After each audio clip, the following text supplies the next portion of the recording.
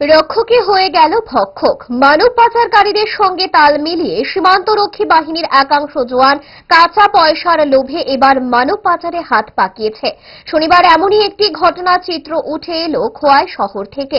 ৭০,০০০ টাকার বিনিময়ে অবৈধ উপায়ে বিএসএফ এ কর্মরত নিরাপত্তা রক্ষীরা ৫ বাংলাদেশিকে পার করে দেওয়ার অভিযোগ। জানা যায়, এদিন সকালে জনগণ বিএসএফ এবং ৫ বাংলাদেশি সহ খোয়াই ত্রিশাবাড়ি এলাকায় হাতে নাতে ধরে ফেলে। পরবর্তী সময় খবর পেয়ে খোয়াই থানার পুলিশ ঘটনাস্থলে ছুটে গিয়ে বাংলাদেশিদের আটক করে থানায় নিয়ে আসে।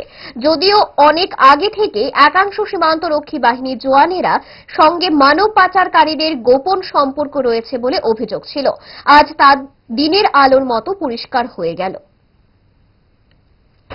বিএসএফরা ৪ জনে মিল্লা ৭০,০০০ টাকা লইছে, লইয়া খাইয়াছিরা তারা ওই ৫ জন বাংলাদেশিরে তারা ওই খোয়াই নিয়ে পার করে দিতে আছে। তারপরে আমরা ওইটার বিল তারা ঢুকছি আর কি।